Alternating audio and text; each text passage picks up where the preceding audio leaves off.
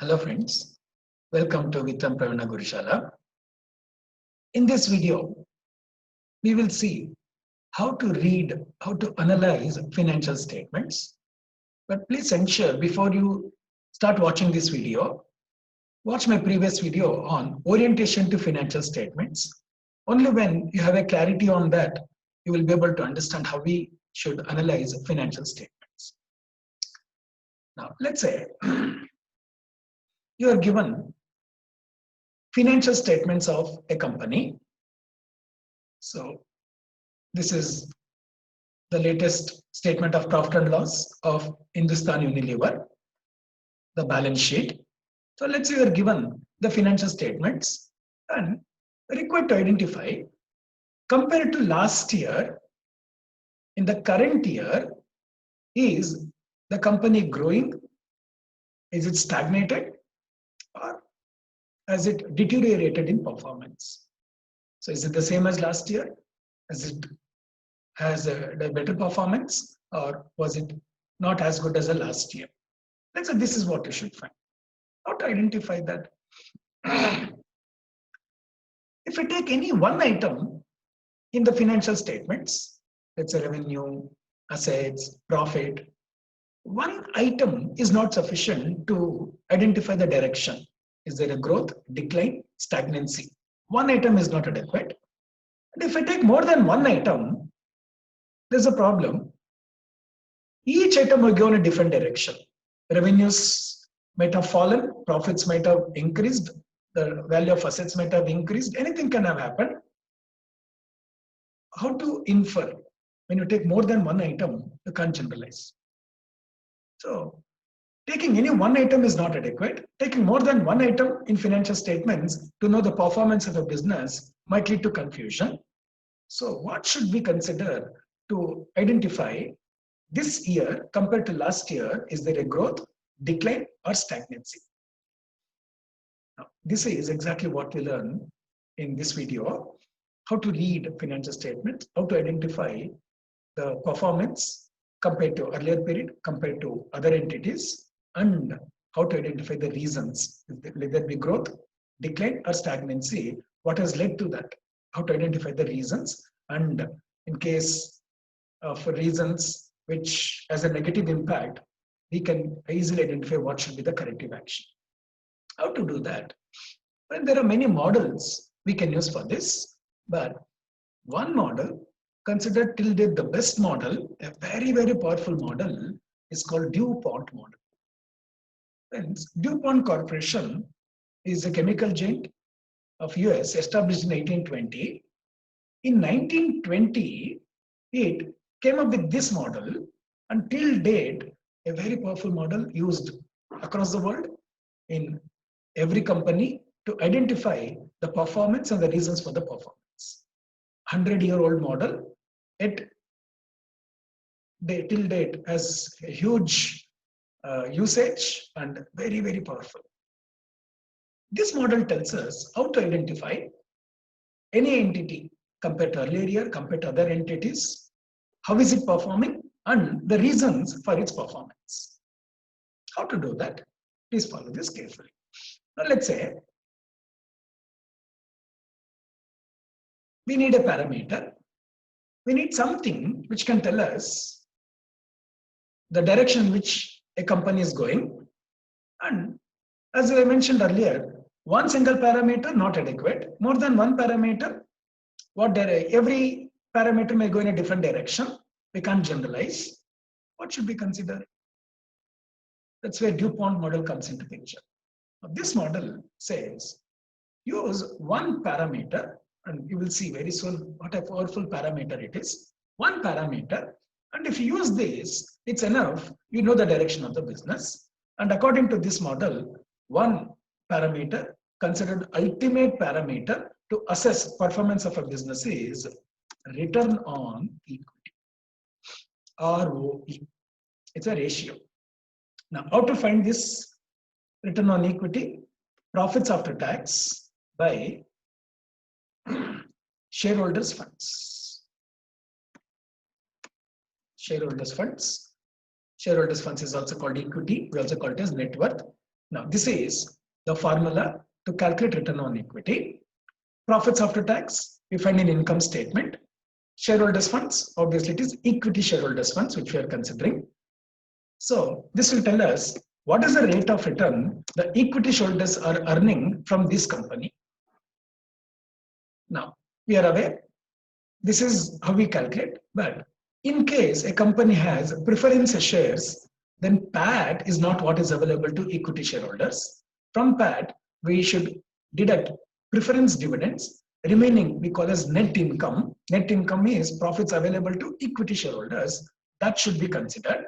In case we don't have preference shares, PAT, net income one and the same, then this is how you calculate return on equity. Now, what this model says is calculate ROE for last year, current year. So let's assume last year, when you take PAT from income statement, equity shareholders from shareholders funds from balance sheet, and what all should it include? We have an idea, the share capital and other equity, retained earnings, if you had to get equity shareholders funds. So take these to calculate for last year, current year. Now let's assume, just example, last year, let's say ROE was 23%, meaning the shareholders, equity shareholders, the actual owners of the company got a return of 23% on their funds in the business. But this year, let us say it is 20%. Some number, just example, let's say it is 20%. What does this indicate? So the return earned by equity shareholders this year is lower compared to last year. Now, DuPont says, this is enough to say that there's a decline in performance of business. Now, one might wonder how one number, one ratio can actually tell performance of the business as a whole.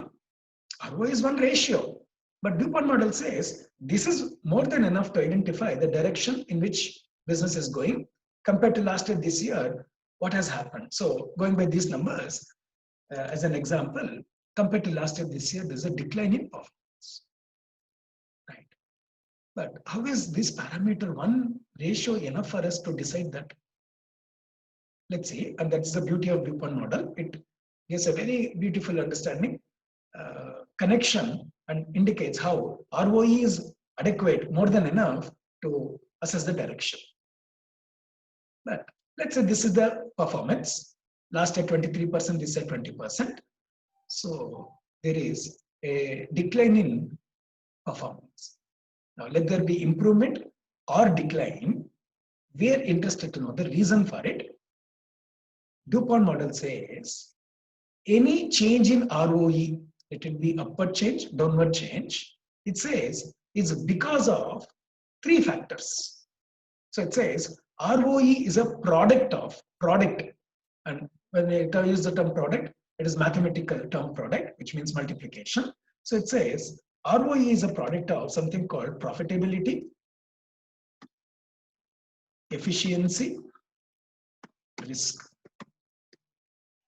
So according to DuPont model, ROE is a product of something called profitability, something called efficiency, something called risk. What it means is anything that's happening in return on equity, any change in ROE is either because of change in profitability or because of change in efficiency or because of change in risk. So if you have to know why ROE improved or declined, we should know to what extent each of these improved or declined. We can identify the reasons and, if possible, corrective actions. Now let's take one by one and let's see how to identify this, how to find which of this is responsible for decline in ROE or improvement in ROE and to what extent. Let's first take profitability. As the name itself says, it's a measure which indicates how profitable the company is. Now, how to measure this? Very simple. To calculate this, we take bottom line divided by top line. Now, you are aware by now what is bottom line, PAT. Top line is revenues, turnover. That's it. This is the formula to calculate profitability. Now, PAT we have taken, but again, in case we have preference shares, PAT is not what we consider. Net income, that is profits available to equity shareholders, then that will become the measure of profitability. Otherwise, PAT by revenues. Now, this is how we measure profitability. PAT, bottom line, revenues, top line. Now, model says, if you have to know to what extent the change in ROE is because of profitability, how you calculated ROE for last year, current year, profitability also do the same. So let's say last year, the profitability was 18%. Some random number I'm giving as an example. This year, let's say it is 15%. What does this mean? Compared to last year, this year there's a decline in profitability, due to which there's decline in ROE. So decline in ROE, one of the reasons is there is a decline in profitability. But now, why did profitability decline? Profitability in this case has been the reason for decline in ROE. One of the reasons, it may also be because of efficiency and risk also, but profitability has contributed to decline in ROE. Why so? What is the reason? Let's see how to find why there is a change in profitability. Again, change may be upward or downward. In this example, it is downward. How to find that? Now, for this, what we do, we take three measures like this. I take PAT by PBT, PBT by PBIT, or we say EBIT, and PBIT by revenues. Multiply this. Now, if you can multiply this, can you see what happened? PAT by PBT into PBT by PBIT into PBIT by revenues. What gets cancelled? PBT gets cancelled. What remains? PAT by revenues, nothing but profitability. So what you have done is you have decomposed profitability, you split profitability into different factors. So what are these factors? Let us see one by one. First, I'll take PAT by PBT. Profits after tax divided by profits before tax, or profits after tax as a percentage of profits before tax. Out of profits before tax, how much percentage is profits after tax? Now, let's say, friends, last year this was 80%. What does this mean? Last year, the profits after tax was 80% of profits before tax, which in simple words means the tax burden was 20%. Now, this year, let us say this is 75%. What does this mean? The tax rate this year was 25%. So what has happened then? This year, the tax has increased. Due to increase in tax, there's a decline in the profits after tax available, due to which there's a decline in profitability. So the first factor of profitability is the tax factor, but we don't calculate tax percentage directly. We calculate through this PAT by PBT. The complement of this indicates tax rate. Increase in tax rate indicates decline in profitability. A fall in tax rate indicates increase in profitability, and change in tax will have an impact on change in profitability. In turn, that will have an impact on ROE. Now, this is one factor. So, why profitability might have declined? Now, let us say this is the case. Why tax might have declined? Tax might have increased or declined. One, because of change in policy, change in tax law, which might have had an impact.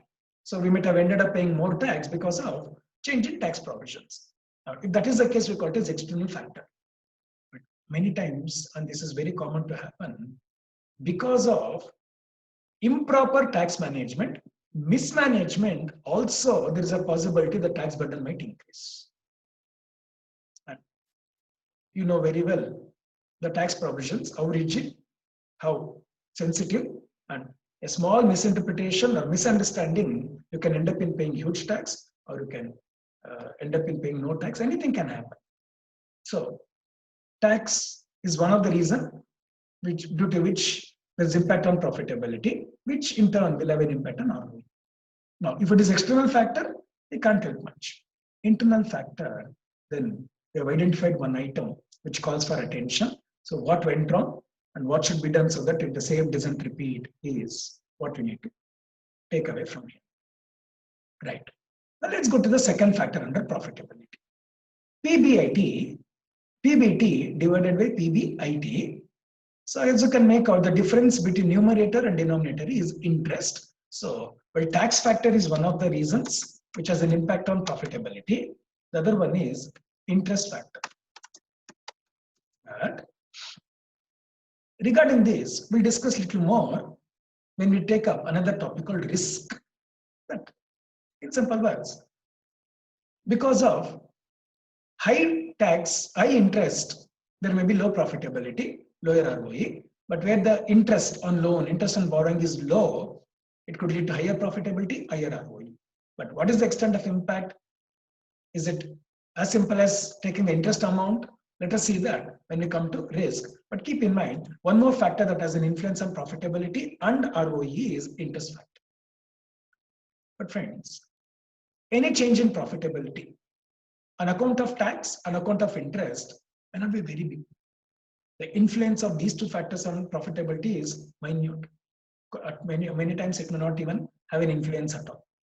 But if at all there is any change in profitability, one of the main reasons, and particularly there is a decline in profitability, one of the main culprits is this ratio, PBIT by revenues, and as you're aware, this is what we call as operating profit ratio. Operating profit ratio. So this indicates what is the operating result from operations this year and last year. Now, let's say last year this was 22%, any number. This year it is, let's say, 20%.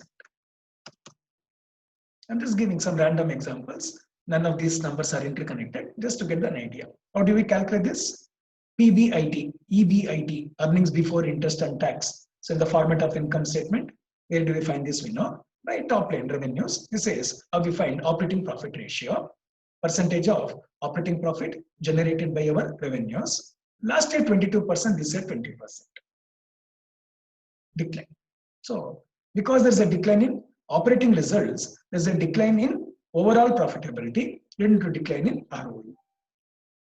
Friends, here the decline is very small, 2%, but don't neglect. Let it be even 0.2% decline, it's a serious matter.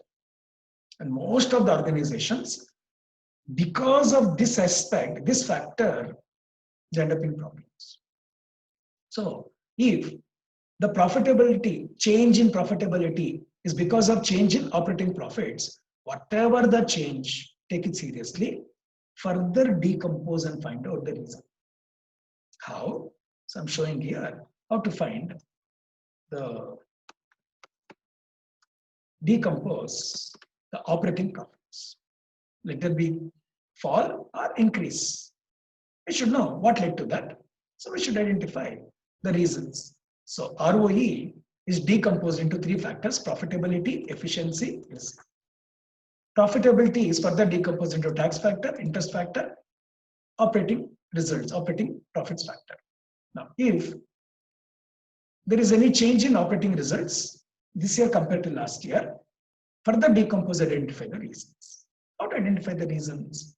So if you take a look at income statement, from revenue, how do we arrive at operating profits?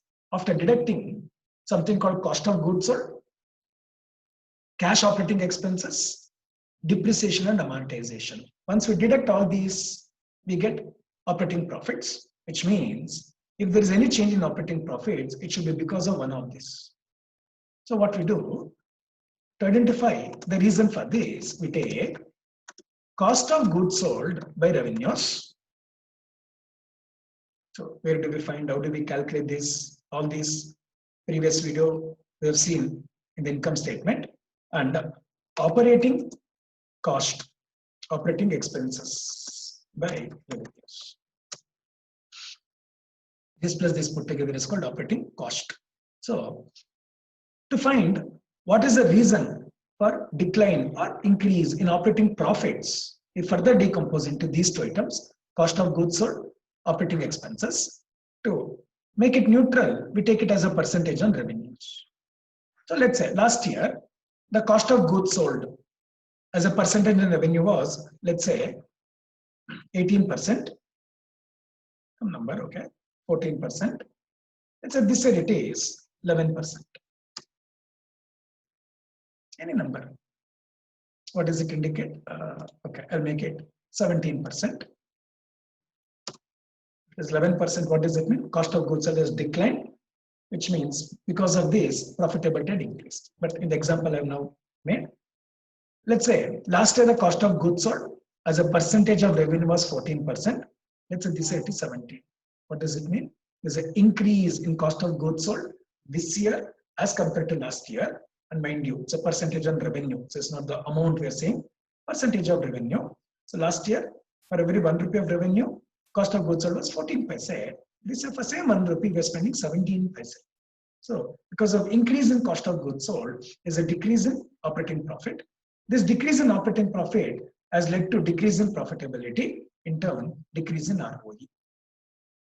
Now the question is then, why was there a decline in cost of goods sold or increase in cost of goods sold in this example? So if you now recollect, what is there in cost of goods sold? Friends, cost of goods sold includes material cost, labor cost, and factory overheads. As we were discussing, material plus conversion cost. Conversion cost include labor and factory expenses. So if there is any increase in cost of goods sold, it should be because of one of this. So for this, what we do, we take material cost by revenues, labor cost by revenues, factory overheads by revenues. All these are the components of cost of goods sold. So to identify which of these are led to increase in cost of goods sold, we decompose further and take each of these items. Now, let's say last year, the cost of material cost was, let's say, 8% of revenue. This year, let's say it is 10% of revenue. So what has happened? There's an increase in material cost. Because of increase in material cost, there is increase in cost of goods sold. Because of increase in cost of goods sold, there's a decrease in operating profit, due to which there's a decrease in profitability and decline in ROE. Let's see how ROE, every item is getting connected, and you will see more. And that's the reason ROE is considered the ultimate parameter. Fine.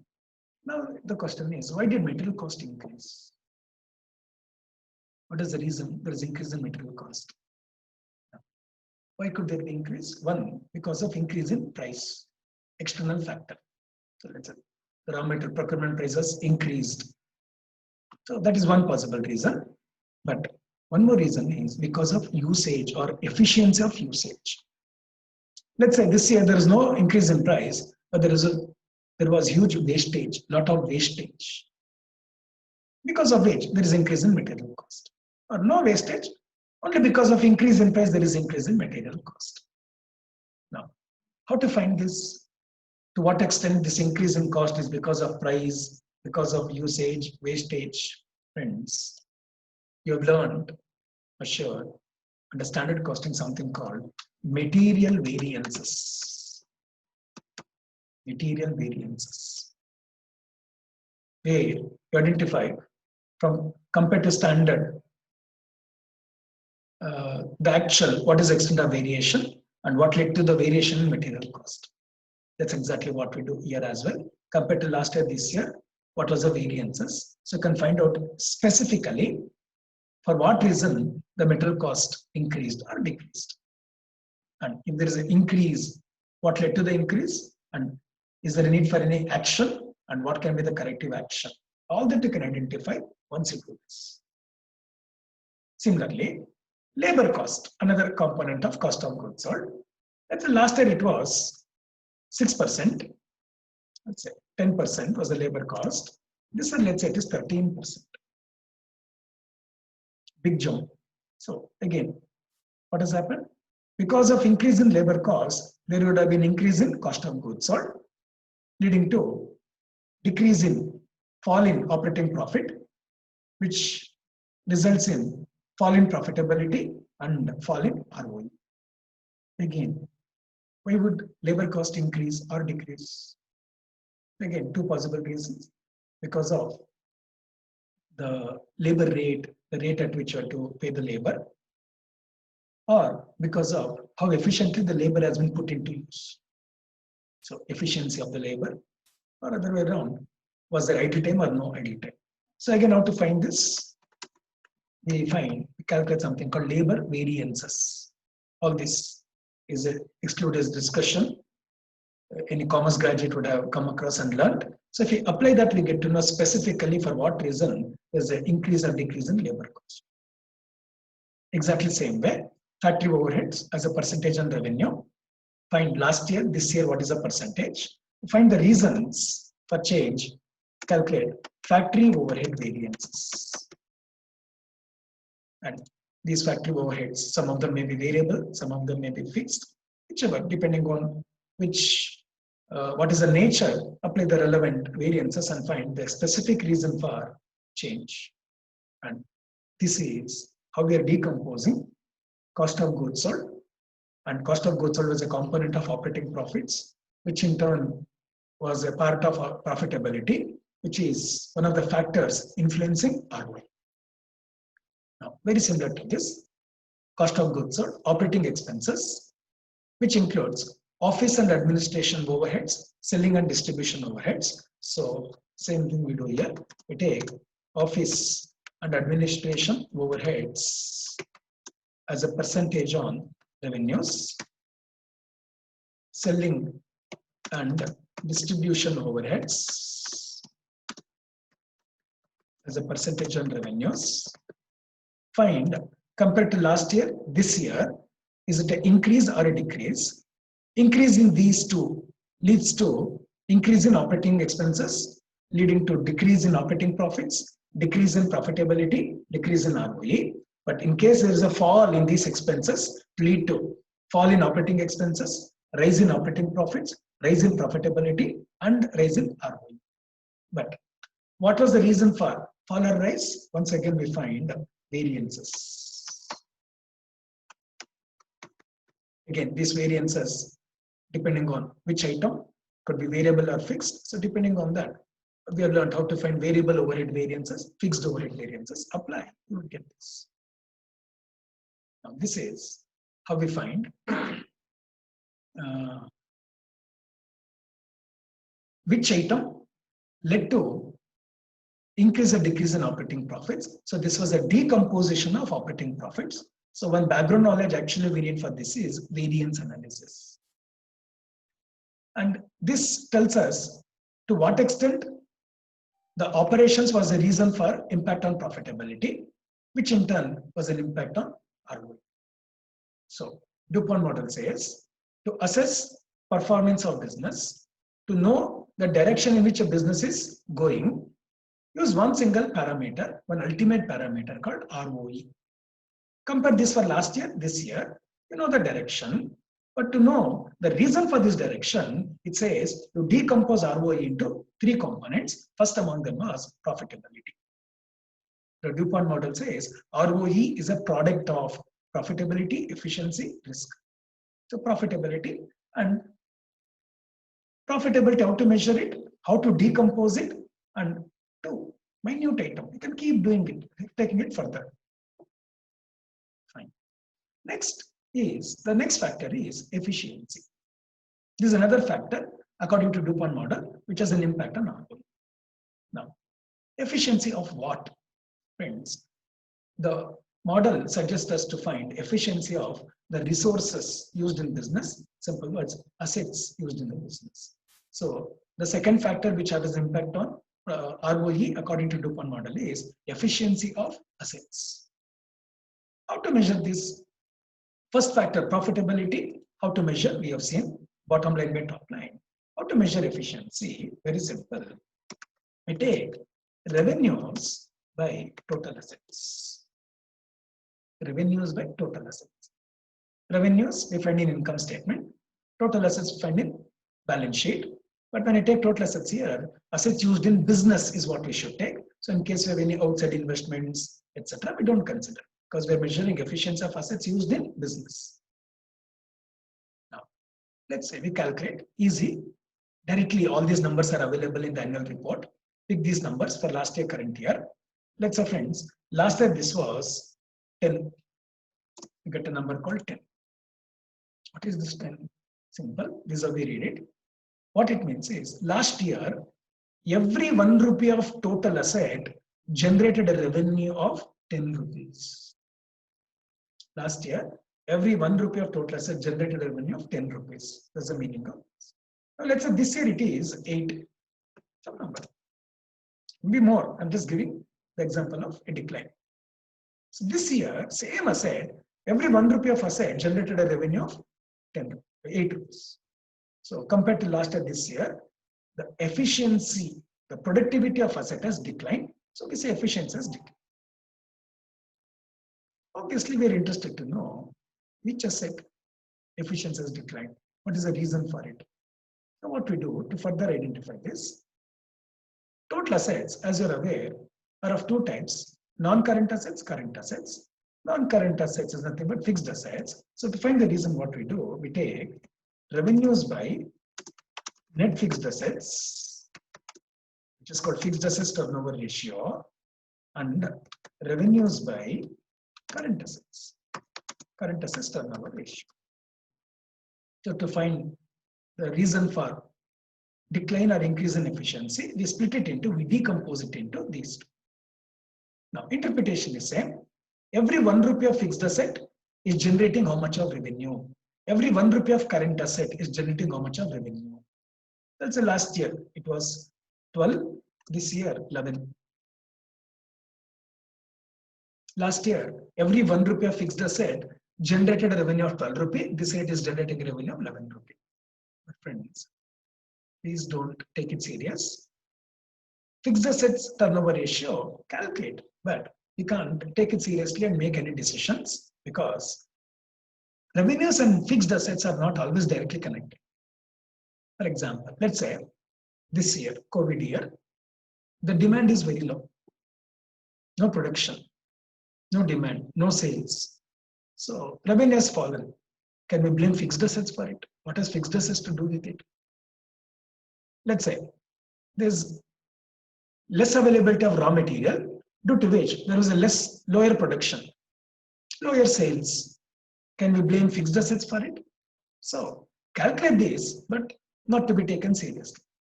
But what must be taken very seriously is the next one, revenue by current assets. Current assets, as you know, assets used in day-to-day working. We also say working capital. Let's say, friends, last year this was 12, this year 11. I'm just taking the same numbers. Small decline. Last year, every rupee of current asset used in business generated a revenue of 12 rupees. This year, it has generated only 11 rupees. But friends, a small decline, but very serious, very, very serious. Don't neglect. It's a big effect.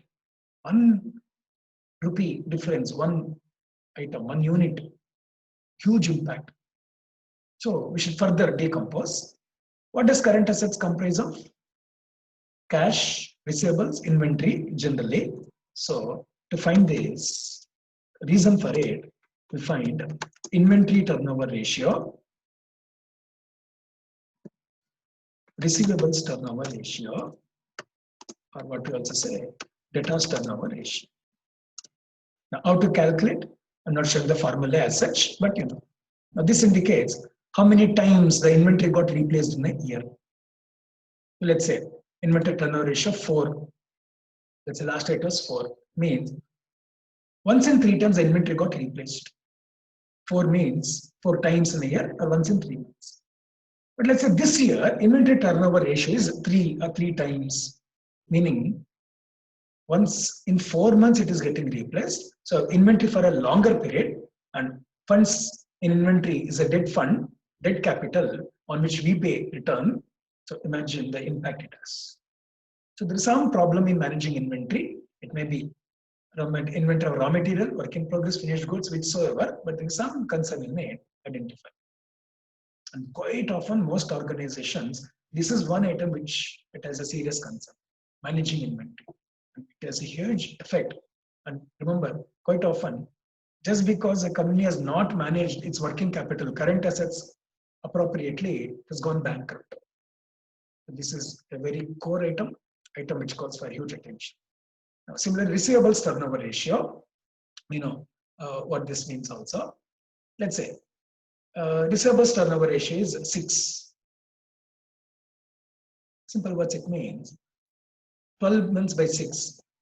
Credit period is 2 months, or our money is with our customers for 2 months. This year, let us say the same receivables turnover ratio is 4.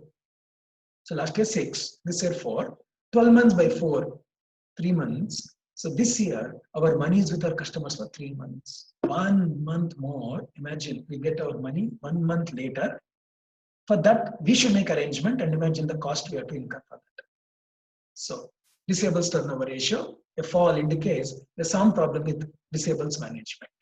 Similarly, any other current assets which is significant, you can interpret.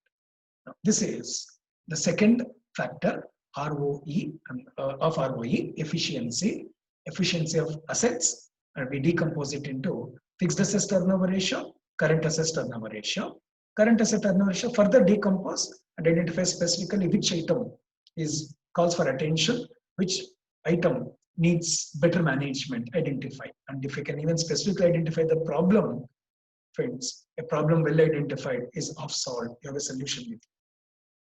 So DuPont model says to find the performance of business, just calculate one measure called ROE for last year, current year, compare, find what direction, but to know the reason, find profit, decompose this into profitability, efficiency, risk. How to measure profitability, how to decompose it, how to interpret, we have seen. How to measure efficiency, how to decompose it, we have seen. The last factor, risk. Friends, the risk, what we are mentioning here is financial risk. So when I use the word risk here, it is financial risk.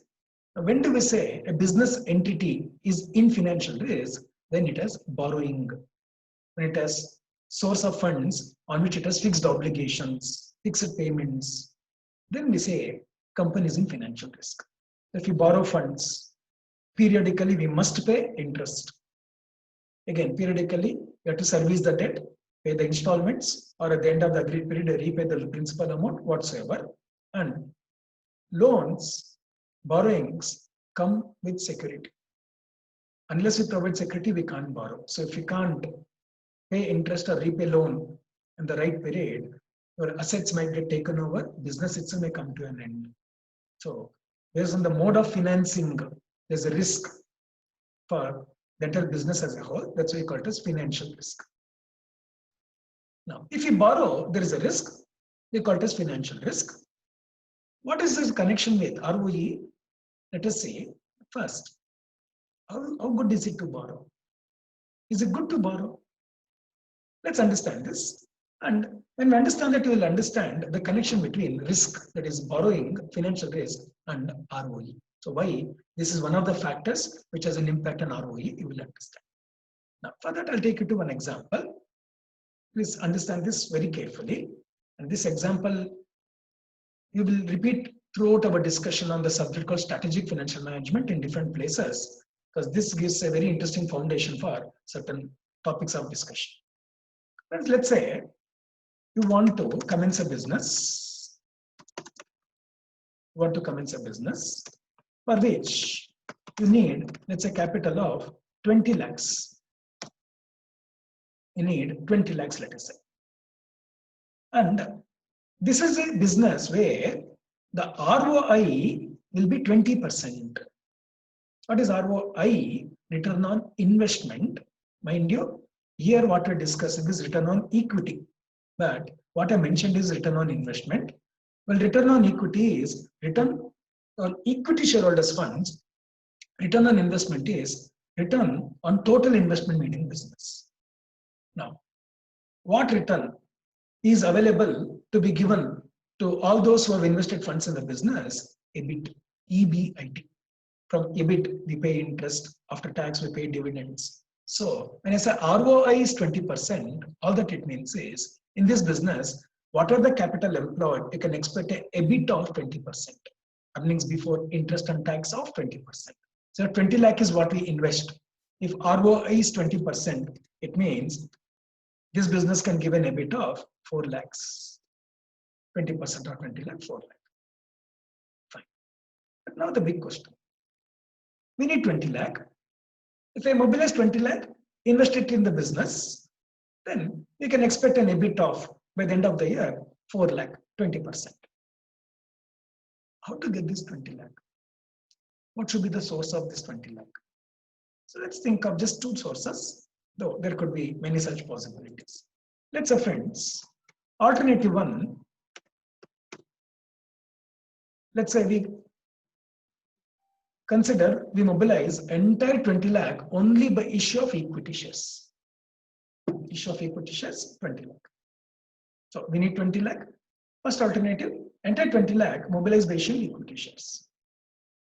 But let's say, second alternative, we need 20 lakh. So let's say 10 lakh we plan to mobilize by issuing debentures. Let's say 12%. 12%, is rate of interest. So let's say 10 lakh we plan to get in the form of debentures. Let's another 6 lakh we plan to get in the form of 16% preference shares, and even in 4 lakh, let's say in the form of equity shares. Let's say, so alternative one, entire requirement in the form of equity shares. Alternative two, let's say this is a capital structure. What happens? So in both the cases, 20 lakh is what we mobilized, invest, end of the year, you can expect an EBIT of 4 lakhs. 4 lakhs. 20 lakh, either case is what we are mobilizing, invest. ROI 20%, meaning what are the capital employed, 20% will be the EBIT. Now let's see what happens. So let's complete income statement. If this is EBIT, the income statement format, let's see what happens. Now, in income statement after EBIT, less interest. First alternative, no borrowing. So no interest. Second, 10 lakh is a borrowing, 12%. So 12% of 10 lakh, 1,20,000. So this is the interest in the second alternative. Deduct, we get what is called EBT. EBT is nothing but earnings before tax or taxable profits. Now on this calculate tax, for simplicity, I've taken 30%. So let's say 30% is the tax. Deduct, you get earnings after tax. Earnings after tax. Deduct if you have preference dividend. First alternative, no preference shares. But second alternative, we have 6 lakh in the form of preference shares, 16% preference shares. So 16% of 6 lakh, 96,000.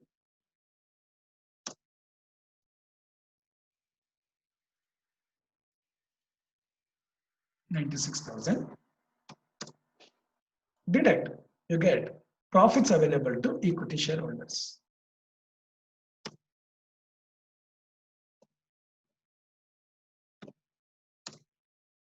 Profits available to equity shareholders. We also call net income. Fine. But what is interesting? Friends, first alternative, entire capital requirement of 20 lakh was mobilized only by issuing equity shares, in which case, for shareholders, equity shareholders, profits available 2,80,000. And how much was the shareholders' funds in the business? 20 lakh. So this by 20 lakh. ROE, how to calculate, net income. If you don't have preference dividend, we take that. If you have preference dividend, we take net income by equity shareholders' funds into 100. So in this, shareholders get 14% return. Business is giving 20% return, but shareholders are getting only 14%. But friends, here, profits available to shareholders 1 lakh. How much is equity shareholders funds invested in the business? Just 4 lakh. Now, and you see 25%. So when there is no risk taken, risk of borrowing, financial risk, the return what shareholders get is very less. But where company consider taking risk of borrowing, taking funds from sources on which there is a fixed commitment. So in this financial risk, can you see what is the return? So is it good to borrow? Yes. Ultimately, any business should aim to benefit the ultimate owners, equity shareholders. So what is more beneficial to equity shareholders when a company borrows? Is it good to borrow? Yes. And from this, we also know the link, the connection between risk and ROE. When there is borrowing, we can expect a higher ROE. So let's say borrowing is reduced, ROE also will reduce. So risk and ROE are connected. Higher the risk, so if the risk increases, ROE increases, risk falls, ROE falls. And risk here means financial risk, risk of borrowing. But then, so what is risk? Financial risk. What is the connection? We have just seen it. What happens? If risk increases, that is borrowing increases, this increases. If borrowing falls, this falls. But now, how to measure this? How to measure profitability? We have seen. How to measure efficiency? We have seen. To measure risk. So let's see. It'll take 2 minutes. And let's say we have this formula with us. Shareholders funds by total assets into 100. All this we share percentage.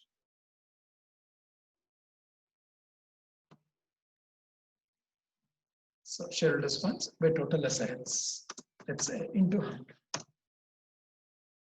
Now, what is this?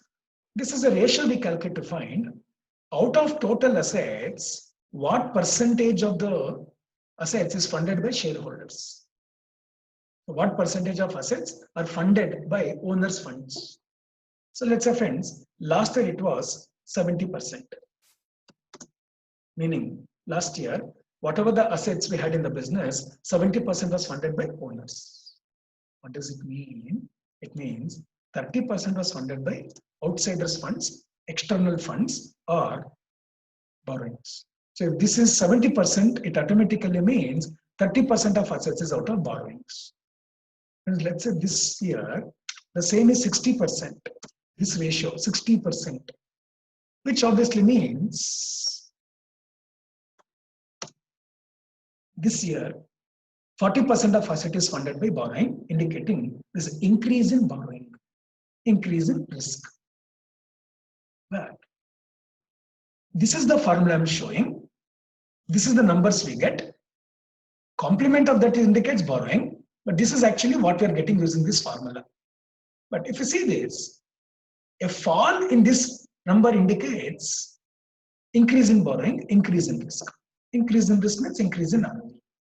So if there is a rise in this number, it indicates fall in borrowing and fall in risk, fall in ROE.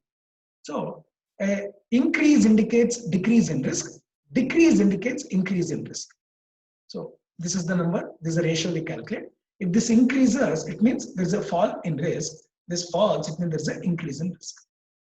But this might be a little confusing to interpret. So to make interpretation simple, what we do, instead of taking this ratio, which actually does not tell us about the debt percentage, it will tell us about the shareholders percentage, we take inverse of this. What is the inverse? Total assets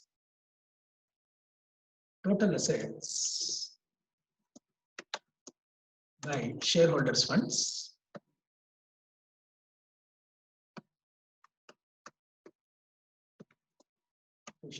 shareholders funds we take. And when we take inverse, interpretation is simple. If this number is increasing, it means risk is increasing, ROE is increasing. If this number is falling, it means risk is falling, ROE is falling. And this, you are aware, is called proprietary ratio. Proprietary ratio. this is another factor. So DuPont says any change in ROE is either because of change in profitability or because of change in efficiency or because of change in risk. It may be any one of them, combination of them, all of them. And the best part is, friends, profitability, this is how we measure. Efficiency, this is how we measure. Risk, this is a measure. Multiply these, see what happens. Add by revenues, revenues by total assets by shareholders' funds. So if you multiply, revenues gets cancelled, total assets gets cancelled. What remains is PAT by shareholders' funds. So these three is a decomposition of ROE. So ROE, change in ROE is because of these. So impact of this will be on ROE. But what is interesting is, friends, profitability. Everything that we found here under profitability is relating to income statement. Revenue, cost of goods sold, profits, tax, interest. Remember, all these items what we find under, what we consider under profitability is relating to income statement. So all items of income statement is actually captured. Efficiency is relating to assets, asset side, and risk, how the business is funded, is relating to liabilities. And can you visualize these three, what I've shown here, represents financial statements. Every item in financial statement is captured here and is captured in ROE. So anything that happens in business ultimately will have an effect on ROE. It will be income statement, asset side, liability side item. It will reflect in ROE. That's why DuPont model says ROE is the ultimate parameter to assess performance of business. If you know the direction, by and large, you know what's happening. But to know the reason, decompose. You can identify the reason, take corrective action. You can see how a business can. And going by this, we normally say financial management is all about managing financial statements. So if you know how to manage each item in income statement, every asset, every liability, that is what we call as financial management. But our requirement is strategic financial management. What is it? How it is different from this, you will see. But now we have got a framework, we have got an idea. Given financial statements, how to analyze, how to read. Any one single number, single item cannot be helpful. And if you see here, most of the ratios what we have come across earlier is getting integrated. And everything is actually becoming a part of ROE. That's the beauty of this model. So measuring ROE, decomposing, you can find the direction and the reasons for the direction. If it's the wrong direction, the reasons can help us to identify what should be the corrective action. And that's exactly what we learned in strategic financial management. If this is the problem, what tools, what techniques can be used for solving it? And unless we know the problem, what's the use of all those tools and techniques? This model helps us to identify such problem. Then with the help of all the tools and techniques what we learn in the subject, we decide what to be done to take care of this. So this is model, DuPont model, and this is about how to read financial statements. And if you can make time, kindly make a point